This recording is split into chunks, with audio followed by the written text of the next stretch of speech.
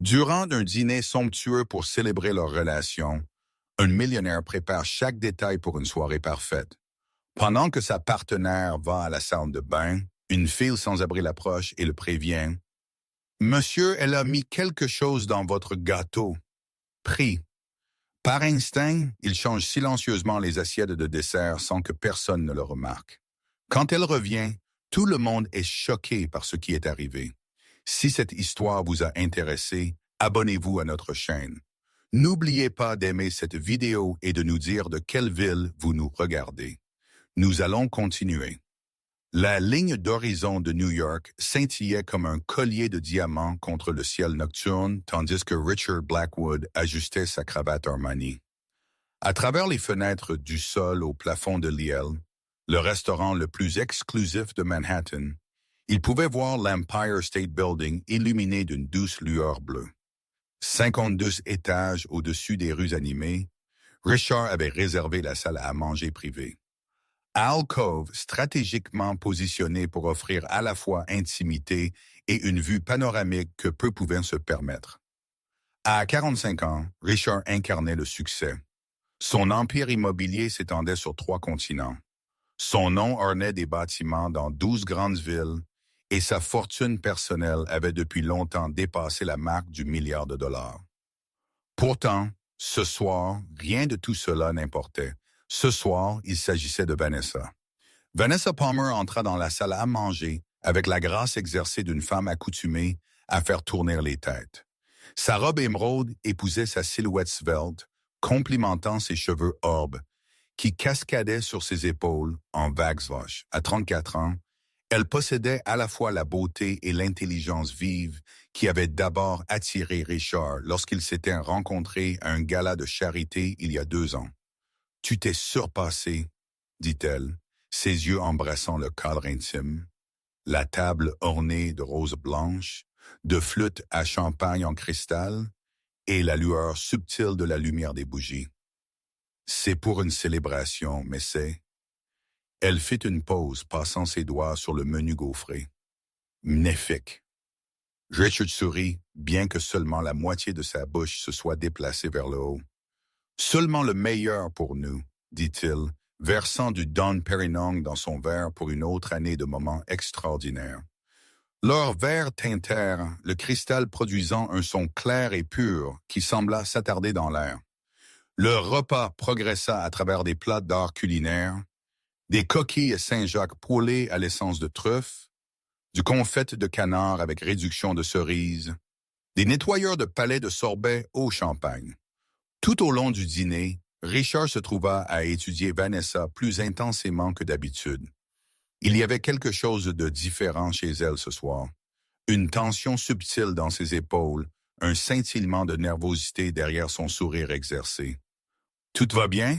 demanda-t-il entre les plats. « Tu sembles distraite. »« Juste dépassée par tout ça, » répondit-elle, faisant un geste vers le déploiement extravagant. « Et peut-être un peu anxieuse à propos de mon cadeau pour toi. Ce n'est pas encore tout à fait prêt. » Richard hocha la tête, bien que le doute s'insinuât au bord de ses pensées. En 2 ans, il avait appris à lire les expressions de Vanessa, et ce soir, quelque chose ne s'alignait pas. Ses mots disaient une chose, mais son langage corporel racontait une autre histoire. Alors que les assiettes du plat principal étaient débarrassées, Vanessa s'excusa. « J'ai besoin de me rafraîchir avant le dessert, » dit-elle, embrassant sa joue avant de disparaître vers les toilettes. Laissé seul, Richard sirota son vin et regarda la ville. Son téléphone vibra avec des messages de Dubaï et Singapour, mais ce soir, il pouvait attendre. Il avait bâti son empire en étant présent à chaque moment, en lisant les gens et les situations avec une précision étrange. Et à ce moment-là, ses instincts sonnaient doucement, avec persistance, une alarme qu'il ne pouvait pas tout à fait définir. Le chef de cuisine lui-même, Claude Bernier, apparut avec 2 plats en argent couvert. « Maisie Blackwood, notre dessert spécial anniversaire, chocolat, une soule avec feuilles d'or et framboises. Madame Palmer a mentionné que c'était votre préféré. » Richard le remercia, notant que si le chocolat était bien son préféré, il n'avait jamais discuté de préférence de dessert avec Vanessa. Un détail mineur peut-être, mais il s'enregistra dans la liste croissante de petites divergences. Alors que Claude se retirait, l'attention de Richard fut attirée par une agitation près de l'entrée du restaurant.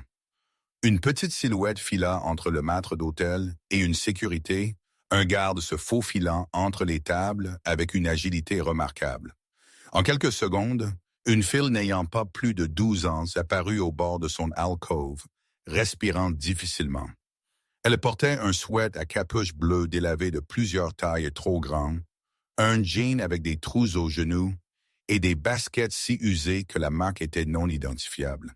Ses cheveux foncés étaient tirés en une queue de cheval désordonnée et ses yeux, étonnamment bleus et intensément concentrés, se fixaient sur Richard avec une urgence qui le fit se redresser sur sa chaise. « Ne mange pas ce gâteau », murmura-t-elle, pointant le placard. Place de dessert, elle y a mis quelque chose. Richard regarda la fille momentanément, sans voix. « Quoi? Qui es-tu? Comment as-tu? » « S'il te plaît, la fille interrompit, sa voix tremblante mais déterminée. « Je les ai entendus parler dans la cuisine. Elle a soudoyé quelqu'un pour mettre quelque chose dans ton dessert. Quelque chose de mauvais. » Avant que Richard ne puisse traiter ses mots, mais sous poser une autre question, le garde de sécurité apparut derrière la fille. « Je suis désolé, Monsieur Blackwood. Cet enfant de la rue s'est faufilé par l'entrée de service. Elle sera retirée immédiatement. » « Attendez, » commença Richard, mais la fille s'éloignait déjà. « Échange les assiettes, » murmura-t-elle urgemment, tandis que le garde lui prenait le bras. « Quand elle ne regarde pas, s'il te plaît. » Et puis elle était partie, traînée hors de l'alcôve malgré ses luttes. Richard entendit le gérant s'excuser profusément, promettant qu'une telle infraction n'arriverait plus jamais. Laissé seul avec les desserts couverts, Richard se retrouva face à un dilemme absurde. La partie rationnelle de son esprit, la partie qui avait bâti des gratte-ciels et négocié des accords de milliards de dollars, rejeta l'avertissement de la fille comme un non-sens. Pourquoi Vanessa voudrait-elle lui faire du mal? C'était absurde, la matière des thrillers mélodramatiques. Pourtant, une autre partie de lui, le côté intuitif qui l'avait sauvé d'innombrables mauvais investissements, ne pouvait pas se débarrasser de l'intensité désespérée de la fille. Ses yeux n'avaient pas menti, et il y avait eu quelque chose de bizarre chez Vanessa toute la soirée. Richard jeta un coup d'œil vers les toilettes. Vanessa était toujours absente. D'un mouvement rapide qui le surprit lui-même, il changea les positions des plats couverts, s'assurant que le sien était maintenant devant le siège de Vanessa. Ce faisant, il remarqua une petite carte avec son nom élégamment imprimé à côté d'un des plats, celui qui avait été initialement placé devant lui. Il venait de se rasseoir sur sa chaise quand Vanessa revint, son maquillage fraîchement appliqué, son sourire éblouissant. « Le dessert est arrivé », dit Richard d'un ton désinvolte, son cœur battant malgré son calme extérieur. Le chef a mentionné son soulet au chocolat. « Est votre préféré ?» répondit Vanessa, prenant sa place. « Je me suis assuré qu'il le prépare spécialement. » Avec une solennité exercée, ils soulevèrent simultanément les couvercles en argent de leur dessert. Des soulets au chocolat identiques se tenaient devant eux, garnis de feuilles d'or et entourés de volutes artistiques de sauce aux framboises. « Il a l'air divin », Vanessa dit, prenant sa cuillère. « Allons-nous » Richard fit semblant de prendre une bouchée, puis posa sa cuillère pour prendre son vin. « Cet accord est excellent », commenta-t-il, observant Vanessa prendre une généreuse portion de son sol. « Elle acquiesça, savourant le dessert. « C'est parfait. » Pendant les 20 minutes suivantes, Richard maintint la mascarade, déplaçant son dessert sur l'assiette tout en engageant une conversation légère.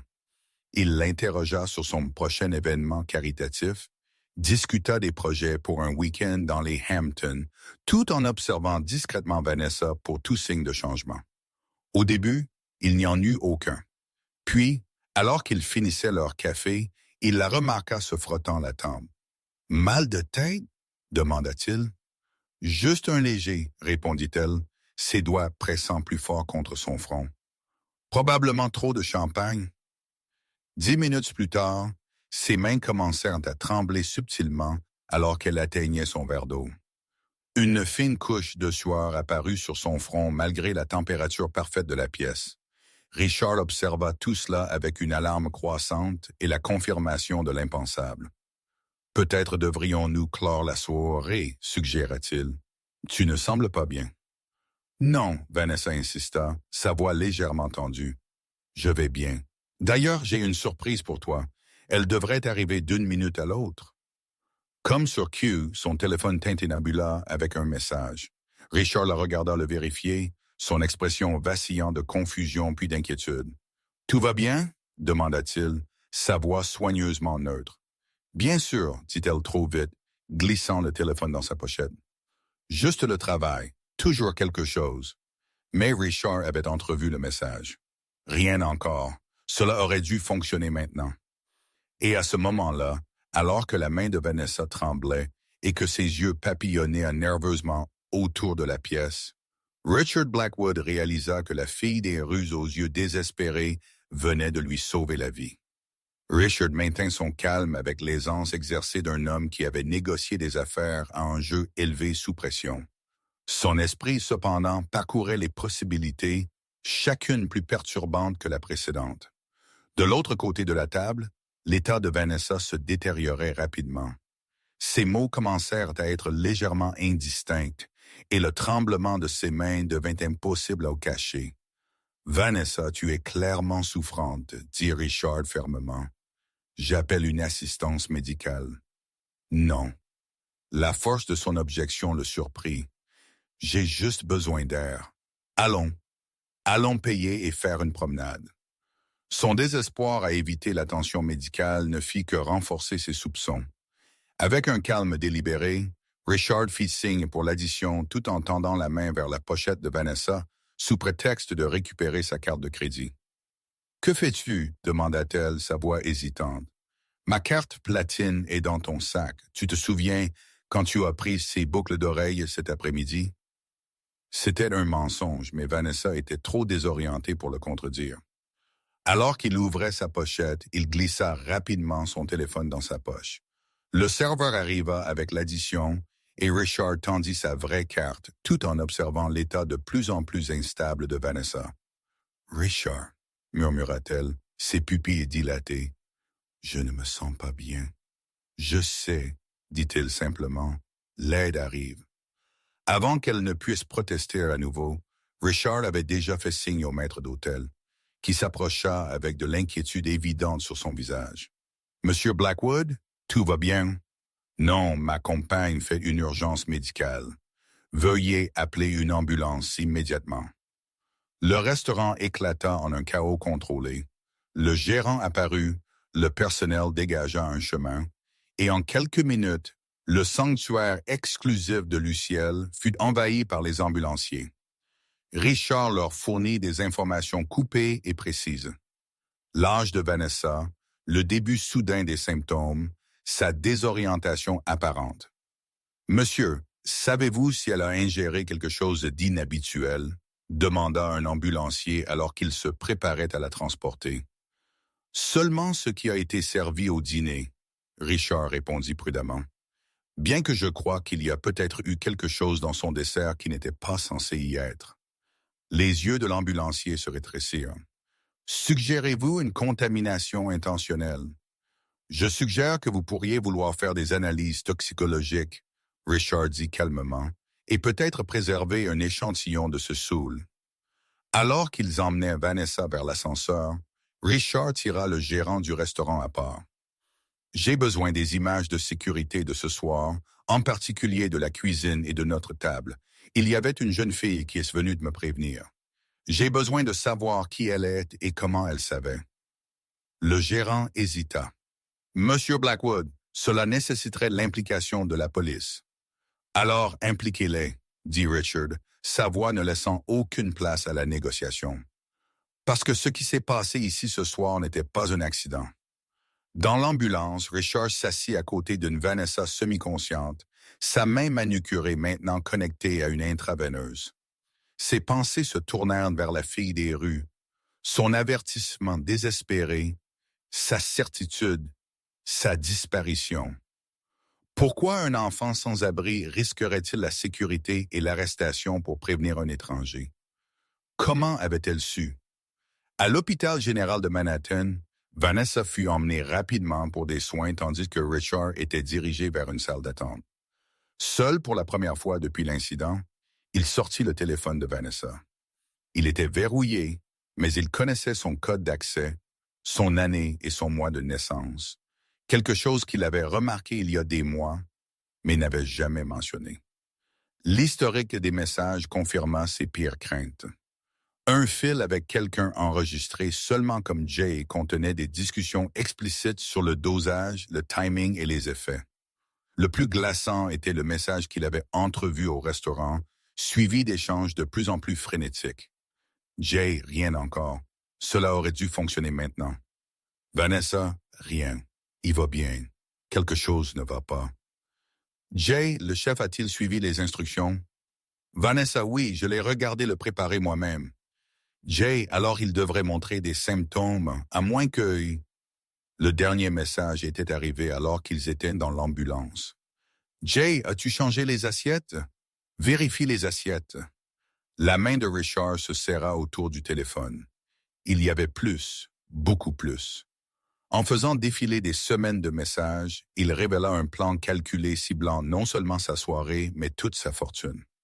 Des références à son testament, qui nommait Vanessa comme bénéficiaire significative, des polices d'assurance et des comptes offshore peignaient une image de planification méticuleuse.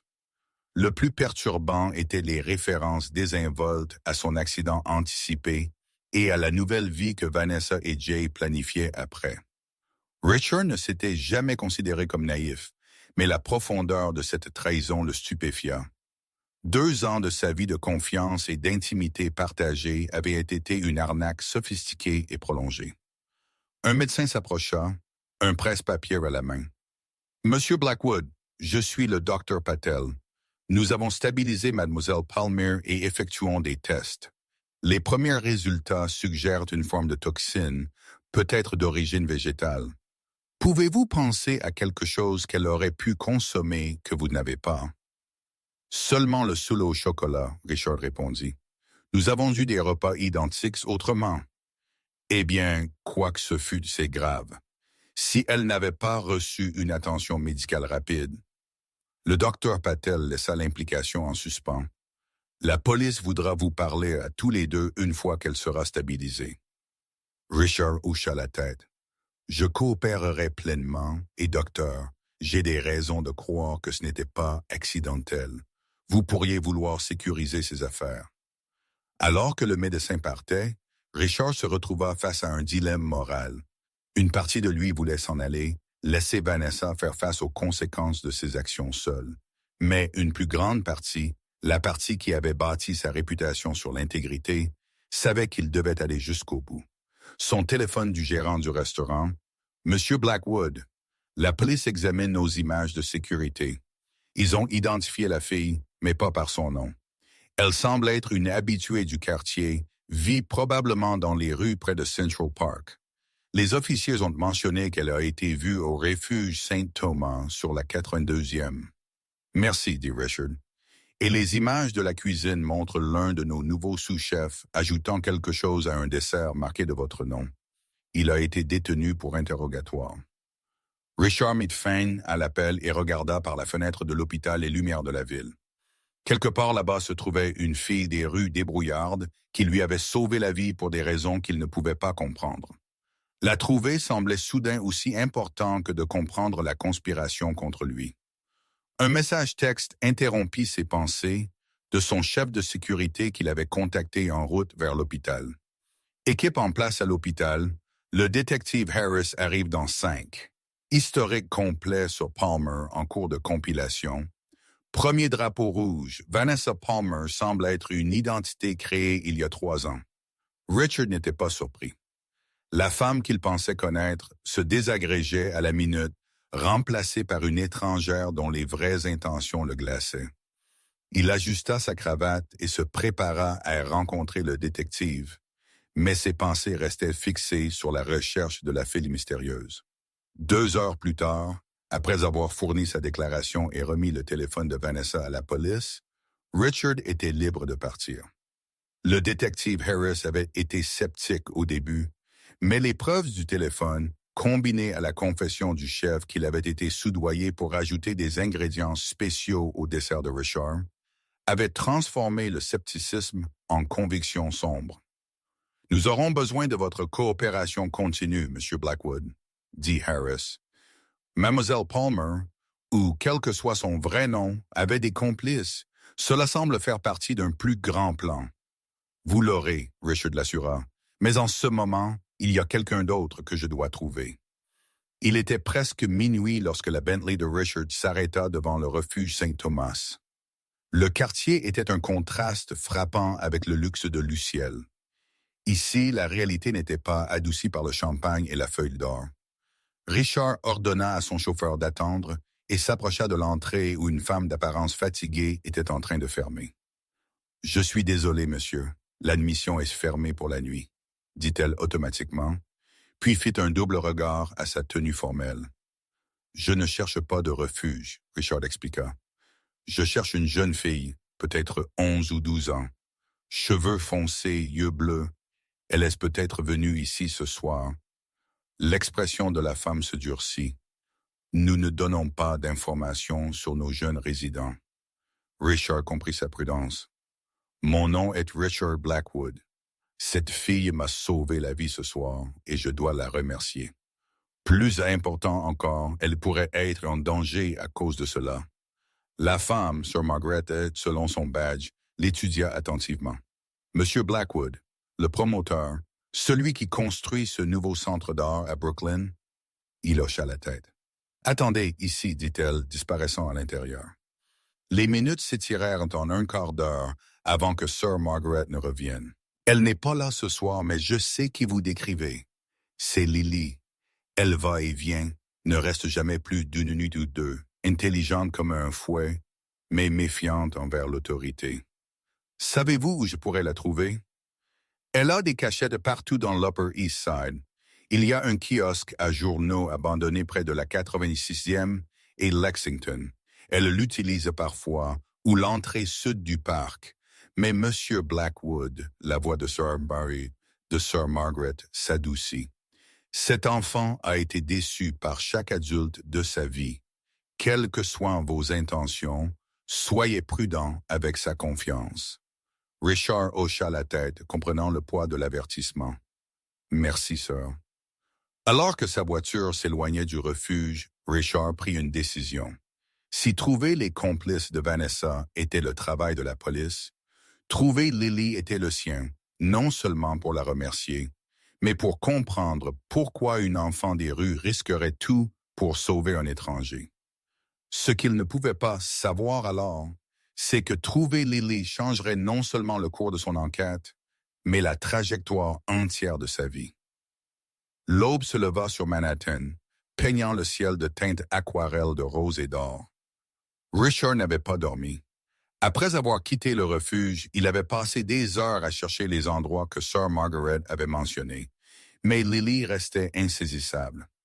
Maintenant, alors que son chauffeur parcourait le bord sud de Central Park pour la 3e fois, l'épuisement troublait ses pensées. « Monsieur, son chauffeur Michael s'aventura, peut-être devrions-nous reprendre la recherche après que vous vous soyez reposé. » Richard se frotta les yeux. « Un circuit de plus, » insista-t-il, « puis nous retournerons au penthouse. » Son téléphone sonna. Le détective Harris. « Monsieur Blackwood, nous avons fait des progrès. Le chef a confirmé qu'il a été payé 20 000 $ pour ajouter un composé spécifique à votre dessert. Un composé qui aurait causé un arrêt cardiaque en quelques heures. » Le sang de Richard se glaça. Et Vanessa, toujours inconsciente, mais stable. Nous avons identifié son complice à partir de leur communication. Jason Mercer, ancien gestionnaire de fonds spéculatifs avec un historique de fraude. Nous suivons sa localisation maintenant. Avez-vous trouvé un lien avec d'autres victimes potentielles? C'est pourquoi j'appelle. Nous avons trouvé une liste dans le stockage cloud de Mademoiselle Palmer. Des individus riches, tous célibataires, tous avec des actifs significatifs. Votre nom était 3e sur une liste de 12. 2 des autres ont souffert d'urgences de santé inattendues l'année dernière. Les implications étaient stupéfiantes. Vous dites ce que c'est un schéma? Nous le pensons. Une opération sophistiquée ciblant des individus à haute valeur nette sans liens familiaux étroits. Mademoiselle Palmer semble être l'une à avoir plusieurs agents. Après avoir mis fin à l'appel, Richard regarda fixement le paysage qui défilait. Il s'était construit des murs autour de lui après le départ de sa femme il y a 7 ans, se concentrant uniquement sur son empire. Comment ces murs lui avaient presque tout coûté. « Monsieur », Michael interrompit ses pensées, « je crois que c'est elle. » Richard regarda où son chauffeur pointait. Près de l'entrée du parc, une petite silhouette dans un sweat à capuche bleue était assise sur un banc, observant apparemment les joggeurs du matin. Même à distance, Richard reconnut la posture fatiguée. « Arrêtez ici », ordonna-t-il. « Attendez-moi. » Il s'approcha lentement, conscient que des mouvements soudains pourraient l'effrayer. Alors qu'il s'approchait, Lily le repéra. Pendant un moment, elle se crispa comme si elle se préparait à courir, puis sembla y réfléchir. « Tu as changé les assiettes, » dit-elle quand il l'atteignit. Ce n'était pas une question. « Oui. » Richard s'assit à côté d'elle, maintenant une distance respectueuse. « Tu m'as sauvé la vie. J'ai besoin de comprendre comment tu savais. » Lily l'étudia avec des yeux trop vieux pour son jeune visage. « J'écoute. Les gens ne remarquent pas les enfants comme moi. Nous sommes invisibles. » « Pas pour moi, » Richard dit calmement. « Plus maintenant. Mon nom est Richard Blackwood. »« Je sais qui tu es, » répondit-elle. « Tes photos sur les bâtiments. »« Et tu es Lily ?» Elle haussa les épaules. « C'est comme ça qu'ils m'appellent au refuge. »« Lily, qu'as-tu exactement entendu? » La fille étira ses genoux contre sa poitrine, une posture défensive. J'étais derrière le restaurant. Ils jettent de la bonne nourriture parfois. Des trucs chics que les gens riches ne finissent pas. J'ai trouvé un endroit où je peux entendre la cuisine. Elle fit une pause, choisissant ses mots avec soin. Cette femme, ta petite amie, elle est entrée par l'arrière, a rencontré un gars en vêtements de chef, lui a donné de l'argent, lui a dit de mettre quelque chose dans ton dessert spécial.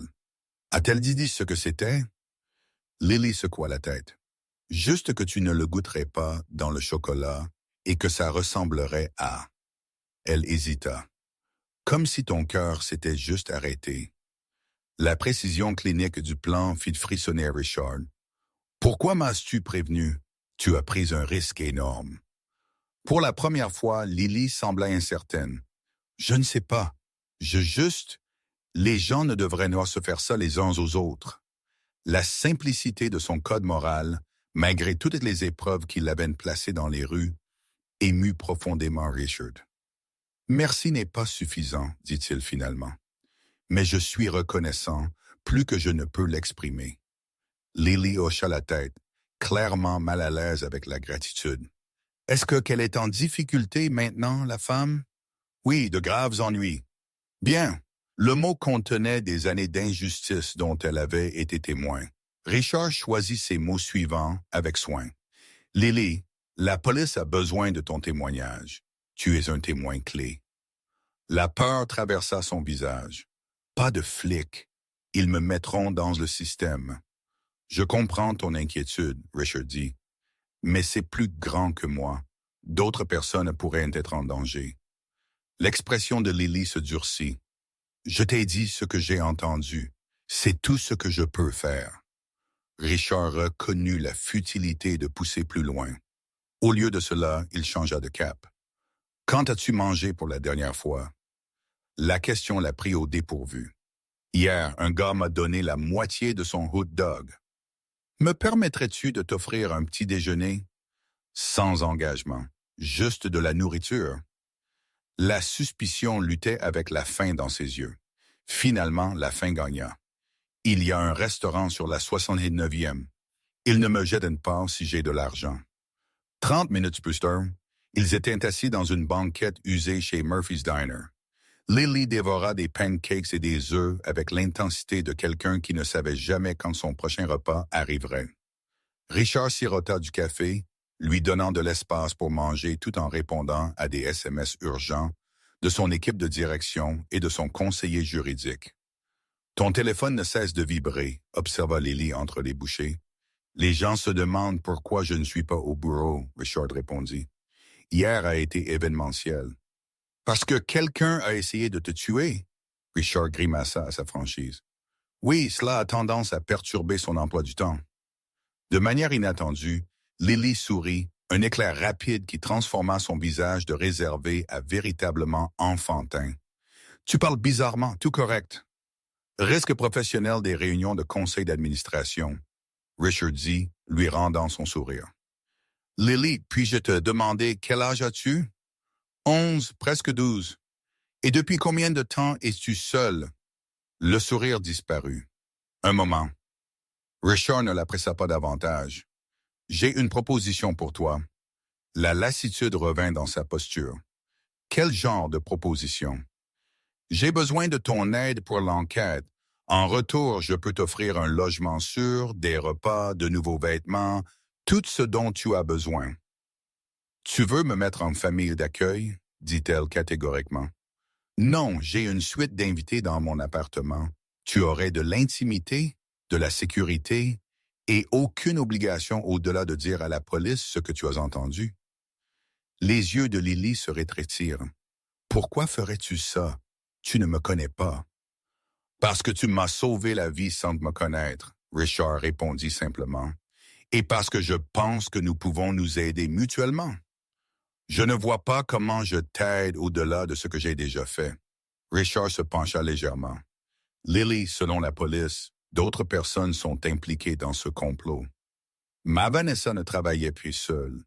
Ton témoignage pourrait aider à les arrêter avant que quelqu'un d'autre ne soit blessé. Pendant un long moment, Lily fixa son assiette vide.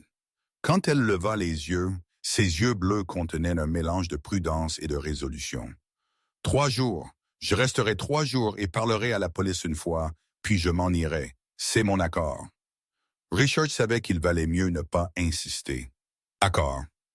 Le penthouse occupait les 2 derniers étages du Blackwood, la tour résidentielle phare de Richard sur Park Avenue. Alors que l'ascenseur privé montait, Lily se tenait parfaitement immobile, son petit sac à dos serré contre sa poitrine. L'ascenseur nécessite une clé de sécurité, Richard expliqua, sentant son anxiété. Personne ne peut accéder à cet étage sans une. Quand les portes s'ouvrirent directement dans le foyer du penthouse, le calme de Lily se brisa finalement. Ses yeux s'écarquillèrent en découvrant les hauts plafonds, le mur de fenêtres encadrant Central Park, le luxe discret d'une maison conçue par l'architecte le plus recherché de Manhattan. « Tu vis ici seul ?» demanda-t-elle, sa voix petite. « Je le fais. » L'aveu portait un poids que Richard n'avait pas anticipé. Madame Chen, sa gouvernante, était apparue de la cuisine. Son expression professionnellement neutre vacilla brièvement à la vue de Lily avant de se lisser à nouveau. « Madame Chen, voici Lily. Elle restera avec nous quelques jours. Veuillez préparer la suite d'invités bleus. » « Bien sûr, Monsieur Blackwood, » Madame Chen répondit avec une légère révérence. « Mademoiselle Lily vous rejoindra-t-elle pour le déjeuner? » Richard regarda Lily, qui semblait dépassée par la formalité. « Peut-être pourrions-nous déjeuner sur la terrasse, quelque chose de simple. » Alors que Madame Chen disparaissait pour prendre les dispositions, Richard montra à Lily sa suite. La chambre bleue, comme il l'appelait, avait été conçue pour les visites de sa nièce, visites qui se matérialisaient rarement, la famille de sa sœur restant fermement enracinée à Londres. La chambre comprenait un lit queen size, une salle de bain privée avec une baignoire assez grande pour nager, et un petit coin salon avec vue sur l'East River. « Tout ceci est à toi pendant ton séjour ici, » Richard expliqua. « Il y a des vêtements dans le placard qui pourraient aller. Ma nièce les a laissés l'été dernier. La salle de bain a tout ce dont tu pourrais avoir besoin, mais si quelque chose manque, demande simplement à Madame Chen. » Lily se tenait au centre de la pièce, l'air incroyablement petite face au mobilier élégant. « C'est plus grand que tout le refuge. » Prends le temps de t'installer, Richard dit doucement. Le déjeuner sera prêt dans 1 heure. Ensuite, si tu es d'accord, le détective Harris aimerait te parler. Laissée seule, Lily se déplaça prudemment dans la pièce, touchant les tissus et les surfaces comme s'ils pouvaient se dissoudre sous ses doigts. La réalité de sa situation, de sans-abri à loger dans un penthouse de Park Avenue, semblait trop fantastique pour être absorbée d'un coup. Dans son bureau à domicile, Richard contacta son équipe juridique. Étant donné le statut de mineur de Lily sans représentation de tuteur, il devait s'assurer que ses droits soient protégés pendant toute interview policière. Ses avocats prirent des dispositions pour qu'un défenseur des enfants soit présent et conseillèrent Richard sur les limites de sa tutelle temporaire. Au moment où le déjeuner fut servi sur la terrasse, Richard avait pris 2 décisions. Premièrement, il utiliserait toutes les ressources à sa disposition pour aider la police à démanteler toute organisation qui l'avait ciblée. Deuxièmement, il trouverait un moyen d'assurer la sécurité future de Lily, qu'elle reste ou non au-delà de son délai de 3 jours. Lily apparut pour le déjeuner dans les mêmes vêtements usés, bien que son visage et ses mains soient fraîchement lavés. Elle mangea des sandwichs et des fruits avec la même intensité concentrée qu'au restaurant, s'arrêtant occasionnellement pour contempler la vue panoramique de Manhattan étendue en contrebas. Après le déjeuner, Richard dit prudemment, « Le détective Harris viendra avec une dame nommée Madame Washington. C'est une défenseur des enfants. Son travail est de s'assurer que tes droits sont protégés pendant l'entretien. » Lily posa son verre de limonade. « Que vont-ils me demander? » « De décrire ce que tu as entendu et vu au restaurant. Ils enregistreront ta déclaration afin que tu n'aies pas à la répéter plus tard au tribunal. » Sera-t-elle là, la femme qui a essayé de te faire du mal? Non, elle est toujours à l'hôpital sous surveillance. Lily hocha la tête apparemment satisfaite. Puis, avec la franchise d'un enfant, elle demanda, « Tu l'aimais? » La question prit Richard au dépourvu. Avait-il aimé Vanessa? Il était certainement à l'aise avec elle, appréciait sa compagnie, son intelligence et sa beauté, mais l'amour exigeait de la vulnérabilité, et Richard avait soigneusement limité la part de lui-même qu'il partageait vraiment. « Je pensais que je pourrais éventuellement, » répondit-il honnêtement, « mais je réalise maintenant que je ne l'ai jamais vraiment connu. » « C'est triste, » Lily dit simplement. « Oui, j'aime, Richard acquiesça, ça l'est. » Leur conversation fut interrompue par Madame Chen annonçant l'arrivée du détective Harris. Alors que Lily se tendait visiblement, Richard lui tendit la main. « Souviens-toi, je serai juste là avec toi. Dis-leur juste ce que tu as entendu exactement comme tu me l'as dit. » Après un moment d'hésitation, Lily plaça sa petite main dans la sienne. Ensemble, ils entrèrent pour rencontrer le détective, sans savoir que cet entretien mettrait en mouvement des événements qui changeraient irrévocablement leurs 2 vies. Le détective Harris était une femme compacte et efficace aux cheveux argentés, coupés courts et aux yeux qui ne manquaient rien. Elle salua Richard avec courtoisie professionnelle, puis s'agenouilla à la hauteur des yeux de Lily. « Tu dois être Lily. »« Ah, Elsa et Marcel sont ton doux, mais non condescendants. Je suis le détective Harris. Merci d'avoir accepté de me parler aujourd'hui. » Lily ne dit rien, son regard se déplaçant vers la femme qui se tenait derrière le détective. Madame Washington, la défenseure des enfants, grande et élégante dans un simple costume bleu, offrit à Lily un sourire chaleureux. « Je suis ici pour m'assurer que tout se passe bien pour toi, » Madame Washington expliqua. « Si tu as besoin d'une pause ou ne comprends pas quelque chose, fais-le moi savoir. » Ils s'installèrent dans le bureau de Richard, une pièce lambrissée de bois, avec des fauteuils en cuir confortables disposés en cercle de conversation, plutôt que de part et d'autre d'un bureau. Le détective Harris installa un petit appareil d'enregistrement, expliquant chaque étape en le faisant. « C'est juste pour que nous puissions nous souvenir exactement de ce que tu nous dis, » assura-t-elle à Lily. « Est-ce que ça te convient? » Lily hocha la tête, perchée sur le bord de sa chaise comme un oiseau prêt à s'envoler. L'entretien se déroula avec une douceur remarquable. Le détective Harris avait clairement mené de nombreux entretiens avec des enfants traumatisés et savait comment créer un espace pour l'histoire de Lily sans trop insister.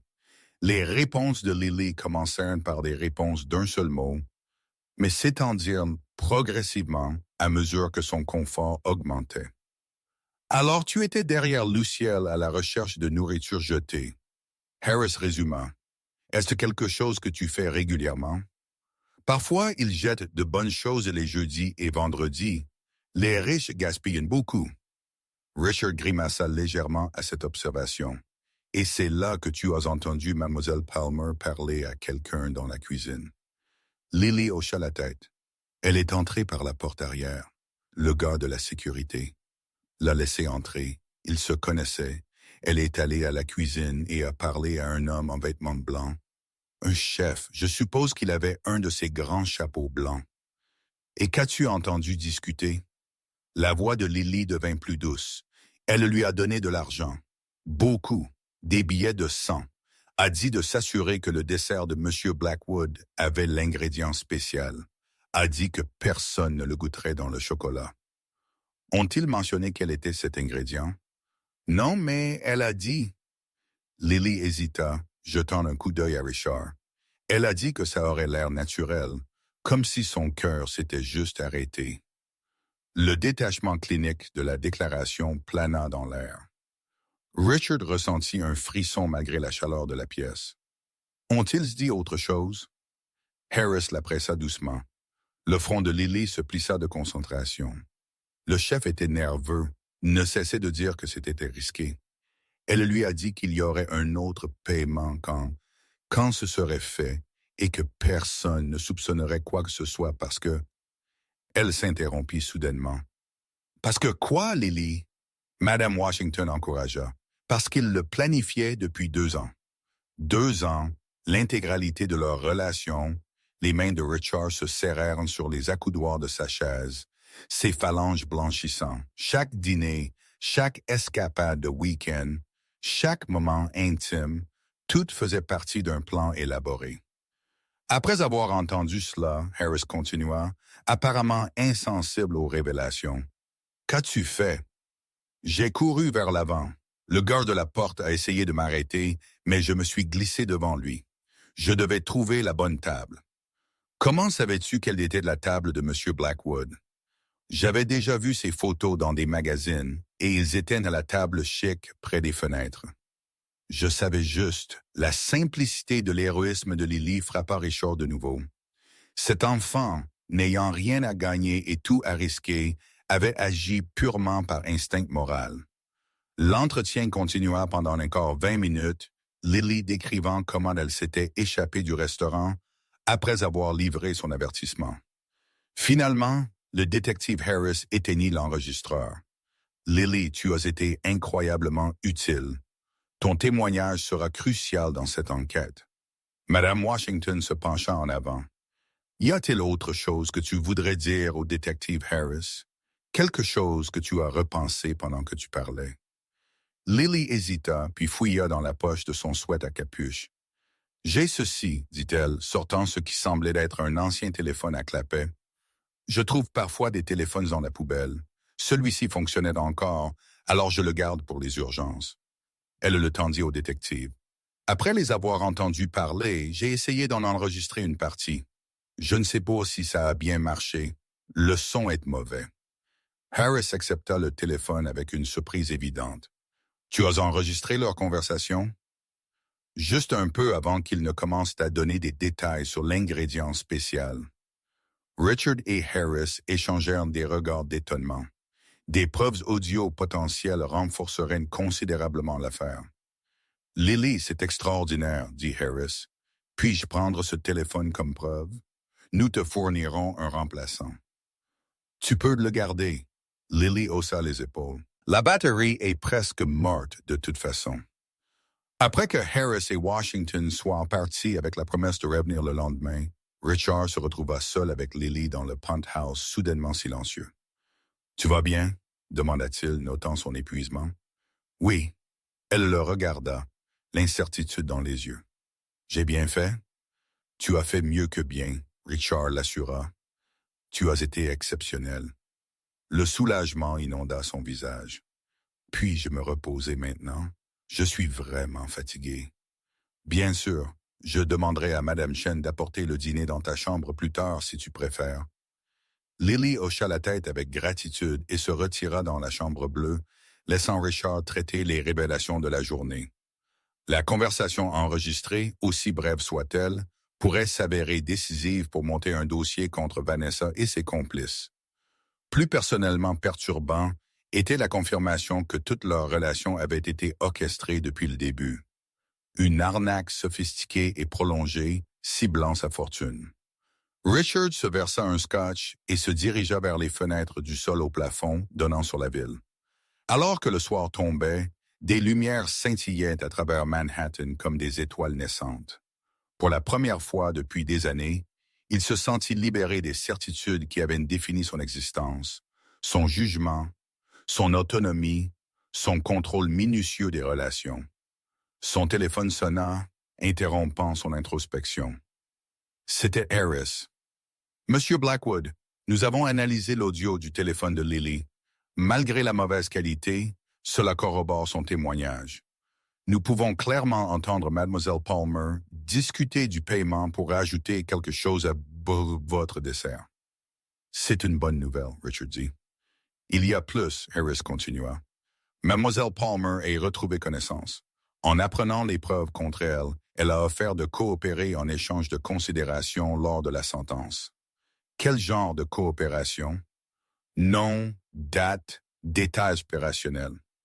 Selon sa déclaration initiale, elle fait partie d'un réseau qui cible des individus riches. Elle affirme avoir été recrutée après d'être tombée dans l'endettement avec les mauvaises personnes. La croyez-vous? Harris fit une pause partiellement. Notre vérification des antécédents confirme qu'elle était autrefois légitimement employée dans la gestion de patrimoine privé. Avait des problèmes de jeu, a perdu sa licence, a accumulé des dettes, mais cela n'excuse pas de cibler des personnes innocentes. Non, Richard acquiesça. Ça ne l'excuse pas. Il y a autre chose que vous devriez savoir, Harris ajouta, son ton changeant. Nous avons examiné les antécédents de Lily en fonction du peu d'informations que nous avons. Il n'y a aucune trace d'un enfant disparu correspondant à cette description. Aucun historique de placement en famille d'accueil. Aucune inscription scolaire, rien. Comment est-ce que possible? Nous enquêtons toujours, mais il semble qu'elle ait pu vivre hors du système pendant des années, peut-être avec un parent ou un tuteur qui l'a gardée isolée, ou pire. Les implications étaient troublantes. Un enfant sans existence officielle était vulnérable de manière que Richard pouvait à peine comprendre. Que lui arrive-t-il après les 3 jours? Demanda-t-il. Normalement, elle entrerait dans le système. Famille d'accueil, très probablement. Richard pensa à la farouche indépendance de Lily, à son intelligence, à sa décence fondamentale, malgré les circonstances qui l'avaient placée dans les rues. Et s'il y avait des alternatives? Demanda-t-il prudemment. Telles que... Je ne suis pas encore sûr, mais j'aimerais explorer les options avant de recourir par défaut à la famille d'accueil. La voix de Harris s'adoucit légèrement. Monsieur Blackwood, je comprends votre gratitude envers Lily, mais la tutelle temporaire est très différente de la responsabilité à long terme. Je suis conscient, Richard répondit. Tenez-moi simplement informé des prochaines étapes de l'affaire. Après avoir mis fin à l'appel, Richard demanda à Madame Chen de préparer le dîner pour Lily et de le lui apporter dans sa chambre. Puis il contacta à nouveau son équipe juridique, cette fois avec des questions spécifiques sur la tutelle, l'adoption et les droits des enfants sans papier. Le lendemain matin, Richard examinait des documents dans son bureau à domicile lorsque Madame Chen annonça que Lily était réveillée et demandait le petit déjeuner. Il la trouva sur la terrasse enveloppée dans un peignoir moelleux de plusieurs tailles trop grandes, ses cheveux humides d'une douche. « Bonjour, Bance, la salua-t-il. Bien dormi? »« Ta baignoire est assez grande pour nager, » répondit-elle, ce qui n'était pas tout à fait une réponse. « Et l'eau reste chaude pour toujours. » Richard sourit, reconnaissant des luxes qu'il tenait pour acquis à travers ses yeux. « J'ai demandé à Madame Chen de préparer tout ce que tu voudrais pour le petit déjeuner. Des pancakes encore, avec des myrtilles cette fois? Absolument. Pendant qu'il mangeait, Richard remarqua que Lily l'étudiait avec une intensité inhabituelle. Finalement, elle posa sa fourchette. Pourquoi es-tu si gentil avec moi? La franchise de la question était typique de Lily. Plusieurs raisons, Richard répondit honnêtement. De la gratitude, certes, mais aussi parce que je pense que tu mérites de la gentillesse. Tout le monde en mérite, mais surtout les enfants. Je ne suis pas une enfant normale, dit-elle, piochant dans ses pancakes. Non, tu ne l'es pas. Tu es extraordinaire. Elle leva brusquement les yeux, visiblement peu habituée aux éloges. La dame détective m'a posé des questions sur mes parents hier après que tu aies quitté la pièce. Richard garda son expression neutre. Que lui as-tu dit? Que je n'en ai pas. Plus maintenant. Je suis désolé, Lily. Elle haussa les épaules avec une indifférence exercée. C'était il y a longtemps. Ma mère est tombée malade quand j'avais 7 ans. Après son départ, je suis resté avec son ami pendant un moment, mais ensuite cette dame a disparu aussi. Je me suis débrouillé seul. La récitation désinvolte de l'abandon brisa quelque chose dans la poitrine de Richard. Avant qu'il ne puisse répondre, son téléphone vibra avec un message de Harris. Avancez dans l'affaire. Multiples arrestations pendant la nuit. Besoin de parler avec vous et Lily dès que possible. 1 heure plus tard, le détective Harris arriva avec Madame Washington et une troisième personne, un homme élancé d'une quarantaine d'années, aux yeux bienveillants derrière des lunettes à monture métallique. Monsieur Blackwood, Lily, voici le Dr. Bennett des services à l'enfance. Harris le présenta. Étant donné les circonstances inhabituelles, j'ai pensé qu'il serait utile qu'il nous rejoigne. Richard se crispa légèrement, conscient de la rapidité avec laquelle les choses évoluaient. Ils s'installèrent dans le salon où Harris les informa des progrès de l'enquête.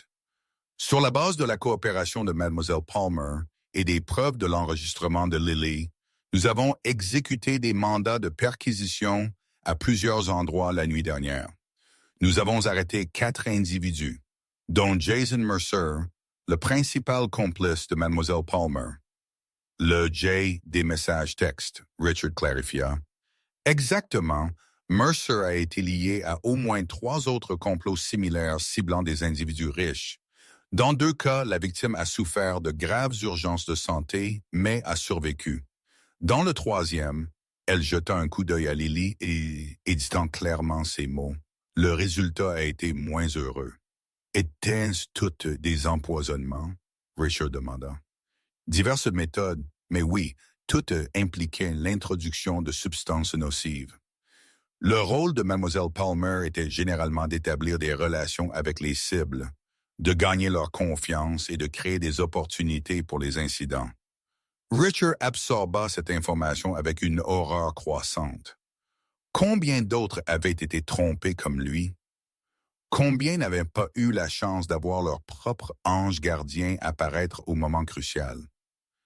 Maintenant, concernant Lily, Harris continua, se tournant vers la jeune fille qui était assise en tailleur sur le canapé.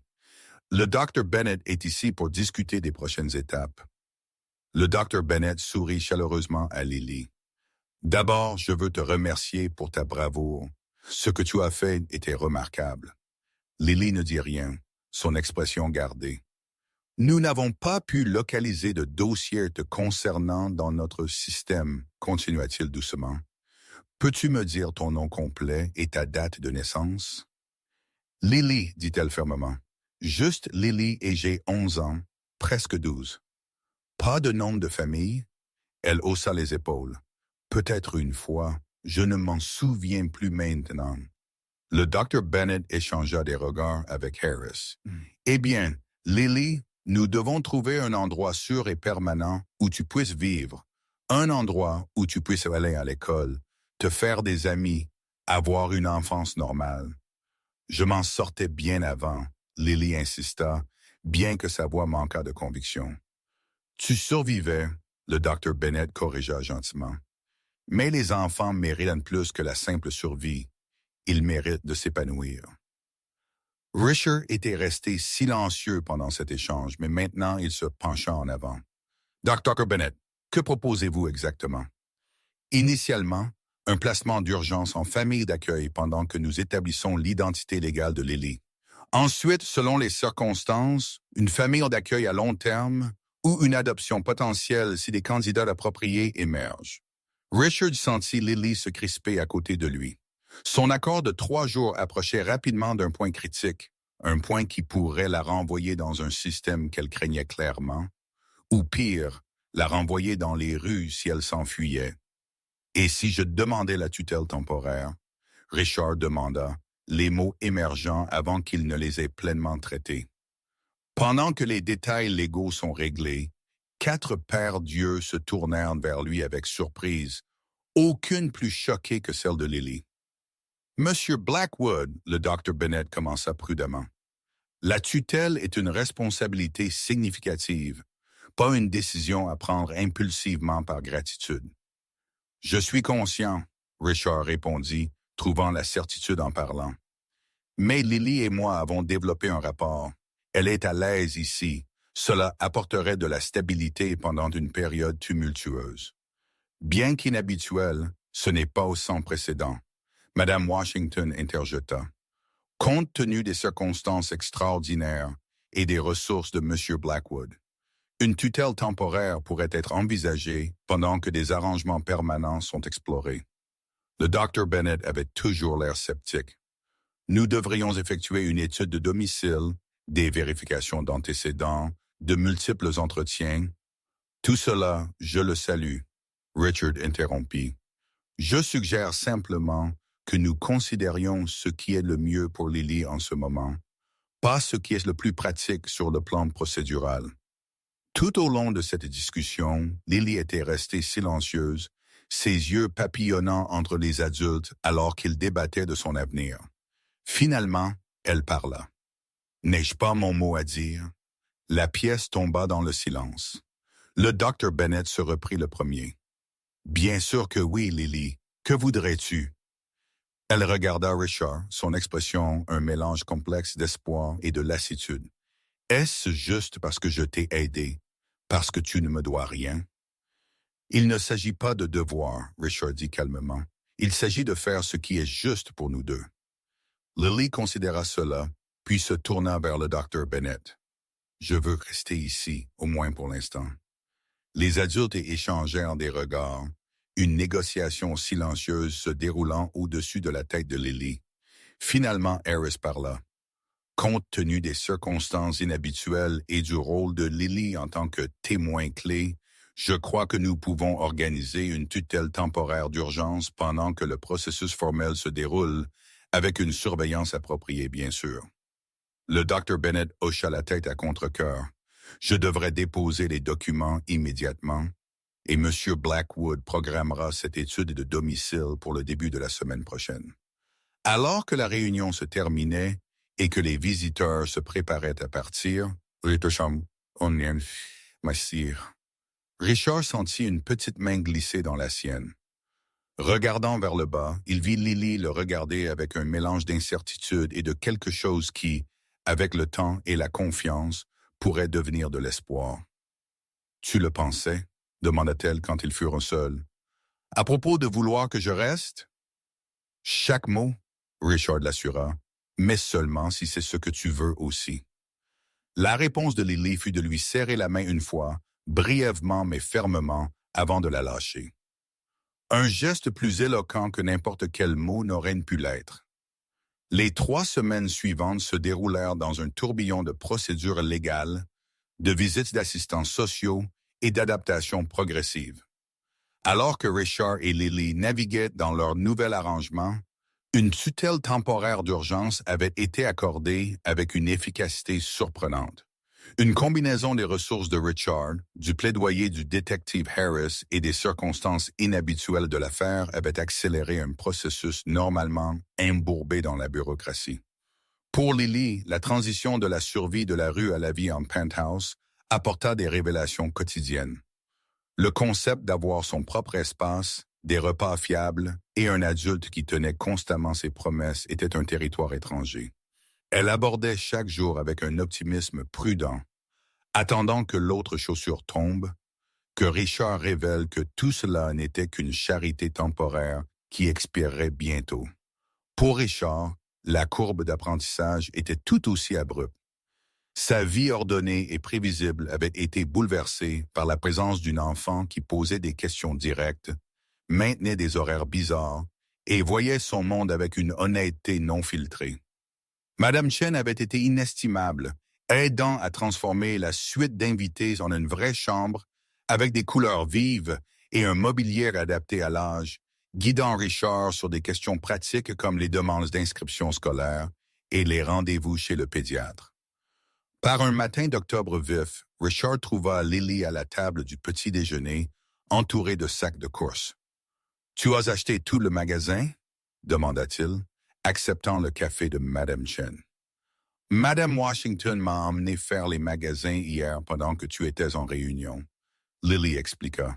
« Elle a dit que j'avais besoin d'une tenue appropriée pour l'audience de demain. » L'audience, une formalité pour prolonger la tutelle temporaire de Richard pendant que le processus d'adoption se déroulait, occupait une place importante dans leurs esprits à tous deux.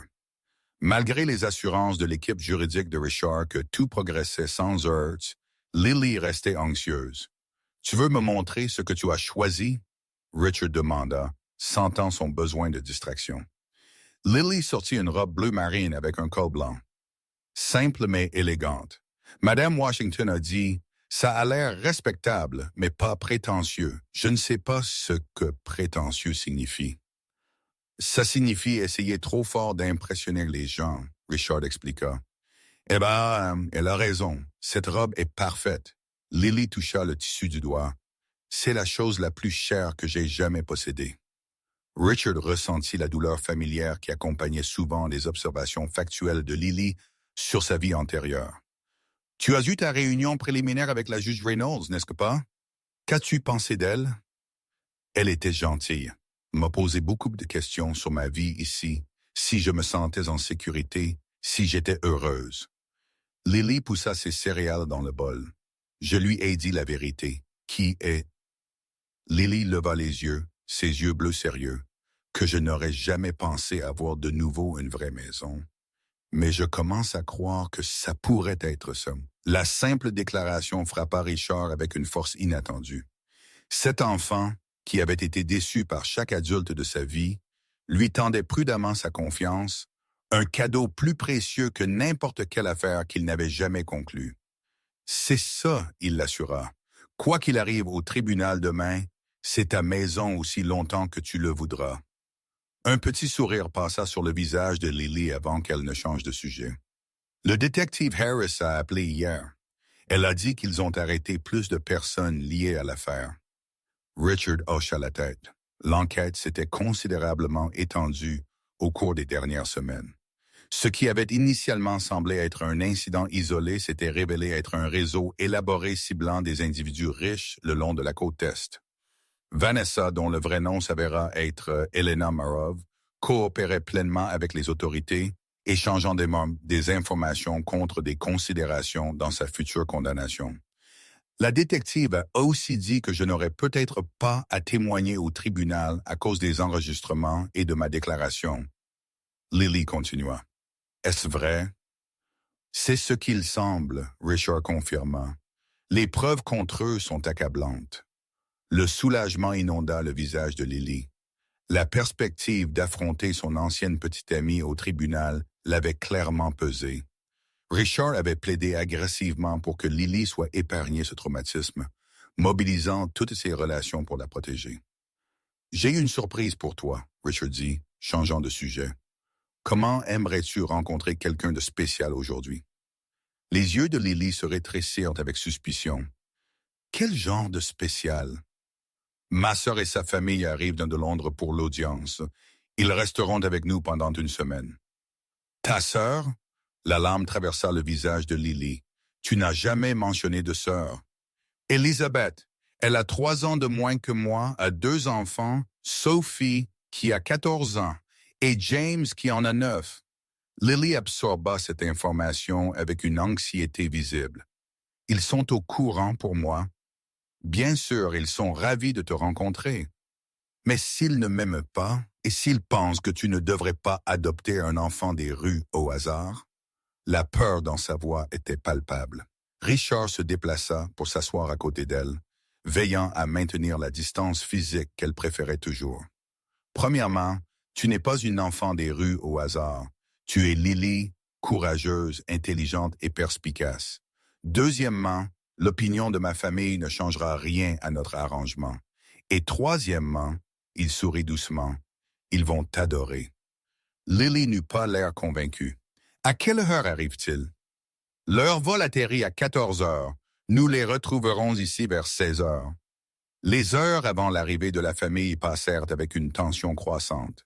Lily changea de tenue 3 fois, rejeta l'offre de Madame Chen de lui coiffer les cheveux et se retira finalement dans sa chambre pour lire sa plus récente passion depuis que Richard l'avait initiée à la bibliothèque du penthouse. À précisément 16 heures, l'ascenseur annonça des visiteurs.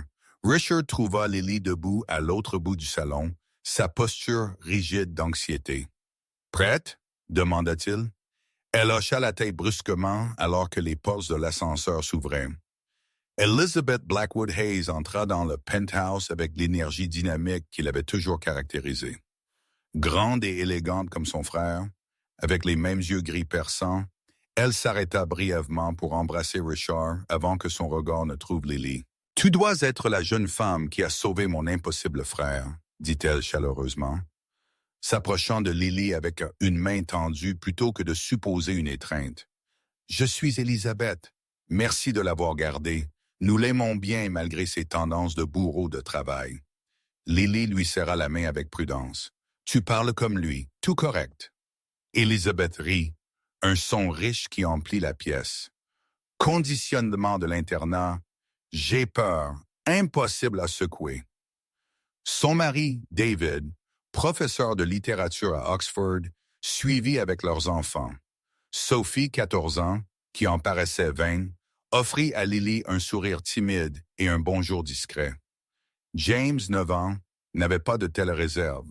« C'est vrai que tu vivais dans les rues? » demanda-t-il, les yeux écarquillés de fascination. « As-tu combattu des méchants?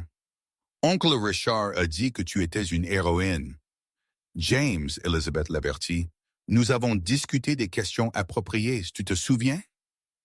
C'est bon, Lily dit, se détendant légèrement à la franchise du garçon. J'ai vécu dans les rues pendant un certain temps et je n'ai combattu personne, mais j'ai aidé votre oncle quand de mauvaises personnes ont essayé de lui faire du mal. James eut l'air impressionné. C'est encore plus cool que ce que papa a dit. La glace brisée, ils se dirigèrent vers le salon où Madame Chen avait préparé du thé et des rafraîchissements. Richard regarda avec une satisfaction tranquille Lily se dégeler progressivement sous les questions douces d'Elizabeth et l'enthousiasme de James. Au moment où le dîner fut servi, Lily était assise en tailleur par terre avec James, lui apprenant un tour de cartes qu'elle avait appris d'un autre enfant des rues. Plus tard ce soir-là, après que les enfants eurent été installés dans leur chambre, Richard rejoignit Elizabeth et David sur la terrasse. L'air d'octobre était vif. Les lumières de la ville créaient une tapisserie d'illumination en dessous d'eux. « Elle est remarquable, Richard, » Elizabeth dit, sirotant son vin. « Absolument remarquable. »« Je sais, » il acquiesça. « Parfois, j'ai du mal à croire ce qu'elle a survécu. » « As-tu appris quelque chose de plus sur ses antécédents? » David demanda. Richard secoua la tête. « Très peu. Sa mère est morte quand elle avait 7 ans, maladie d'une sorte, bien que Lily ne connaisse pas les détails. Elle est restée avec un ami de la famille qui l'a finalement abandonnée. Aucune trace de sa naissance n'a été trouvée, ce qui suggère que sa mère était peut-être sans papier. Les autorités sont en train de créer des documents d'identité légaux pour elle maintenant. » Elizabeth étudia le visage de son frère. Il s'agit de plus que de gratitude, n'est-ce pas? Cette connexion entre vous deux. Beaucoup plus, Richard admit. Elle a tout changé, Liz. Comment je vois le monde, comment je pense à mes priorités, mon héritage. La parentalité a tendance à faire ça, David observa avec un sourire. Est-ce terrifiant? Richard demanda soudainement. Être responsable de façonner la vie d'une autre personne. Absolument, Elizabeth confirma. Mais aussi le défi le plus gratifiant que tu auras jamais à relever. Et d'après ce que j'ai vu aujourd'hui, tu y arrives déjà magnifiquement. Le lendemain matin eut lieu l'audience formelle devant la juge Reynolds. Lily, resplendissante dans sa nouvelle robe, était assise à côté de Richard dans le cabinet de la juge, flanquée de Madame Washington et de l'avocat de Richard. Elizabeth et David attendaient à l'extérieur, ayant offert d'être présents pour un soutien moral. La juge Reynolds, une femme distinguée d'une 60aine d'années, réputée pour sa rigueur dans les affaires de droit de la famille, examina la documentation avant de s'adresser à eux. C'est un cas inhabituel, commença-t-elle, mais pas sans précédent. Monsieur Blackwood, vous demandez une prolongation de la tutelle temporaire pendant que le processus d'adoption se poursuit. Est-ce exact? Oui, Votre Honneur, Richard confirma. Et vous comprenez les responsabilités que cela implique, particulièrement étant donné les antécédents uniques de Lily et les défis potentiels. Oui. La juge se tourna vers Lily. Et vous, jeune femme, nous avons parlé la semaine dernière de vos souhaits. Ont-ils changé? Non, maman, Lily répondit clairement. Je veux rester avec Richard. La juge Reynolds les étudia tous les deux, son expression pensive. Les rapports des services à l'enfance sont extrêmement positifs. L'évaluation de Madame Washington indique un environnement sûr et stimulant. L'enquête de fond ne révèle aucune préoccupation quant à l'aptitude de M. Blackwood en tant que tuteur. Elle ferma le dossier. Compte tenu de ces facteurs, je prolonge la tutelle temporaire pour 6 mois, période pendant laquelle le processus d'adoption formelle se déroulera, sauf circonstances imprévues. J'anticipe l'approbation de l'adoption à ce moment-là. Le soulagement inonda Richard. 6 mois leur permettraient d'établir une routine, d'inscrire Lily à l'école et de commencer à construire une vie ensemble sans la menace immédiate de séparation. Merci, Votre Honneur, dit-il sincèrement. La juge sourit, son attitude officielle s'adoucissant légèrement. Cette situation est née de circonstances malheureuses, mais parfois de belles choses poussent d'un sol difficile. Je vous souhaite le meilleur à tous les deux alors que vous construisez votre famille. Devant le palais de justice, Elizabeth et David attendaient avec des étreintes et des félicitations. Sophie avait fait une carte bienvenue dans la famille, signée par tous, qu'elle présenta à Lily avec une fierté timide.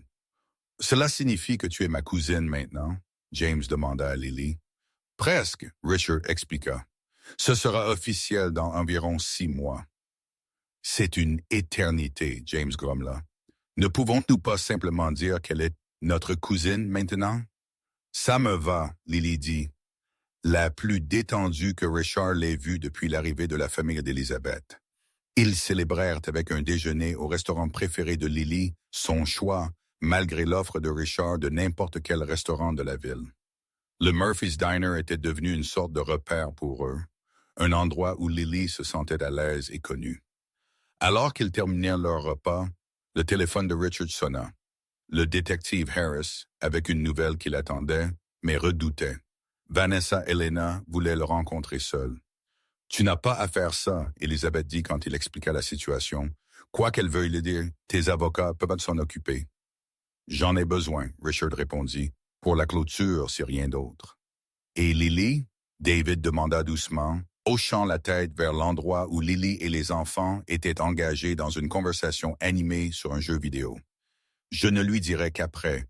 Cela ne ferait que l'inquiéter inutilement. » Le lendemain, pendant qu'Elizabeth emmenait les enfants à Central Park, Richard visita le centre de détention où Helena attendait son procès.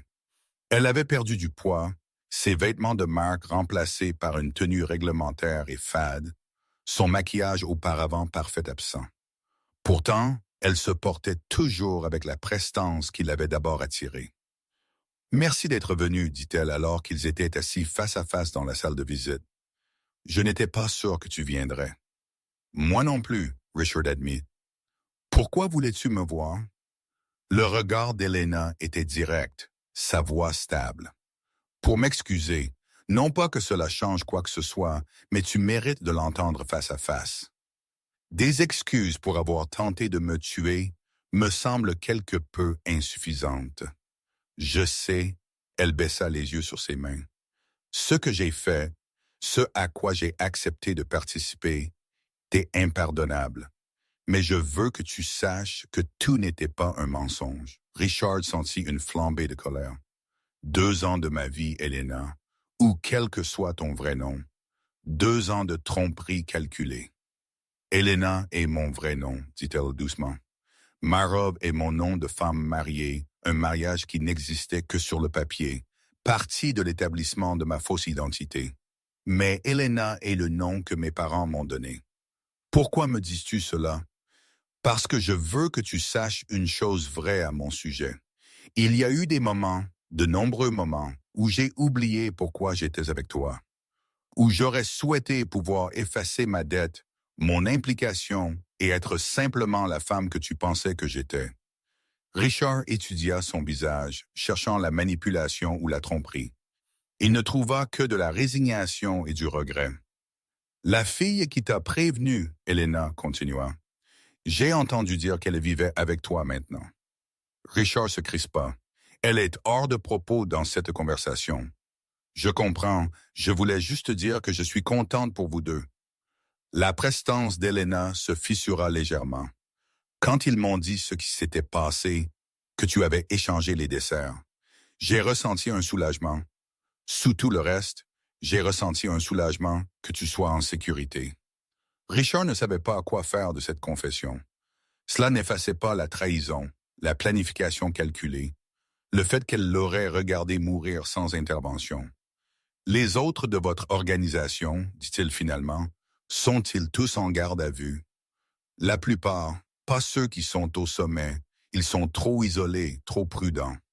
Sa voix baissa. C'est pourquoi j'ai demandé à te voir pour te prévenir d'être vigilant. Ils n'aiment pas les loose ends. Richard sentit un frisson. Suggères-tu que Lily et moi sommes toujours en danger? Je suggère la prudence. Ils ont perdu des millions quand cette opération a été exposée. Les gens comme ça ne pardonnent pas facilement. En quittant le centre de détention, l'avertissement d'Elena résonna dans l'esprit de Richard.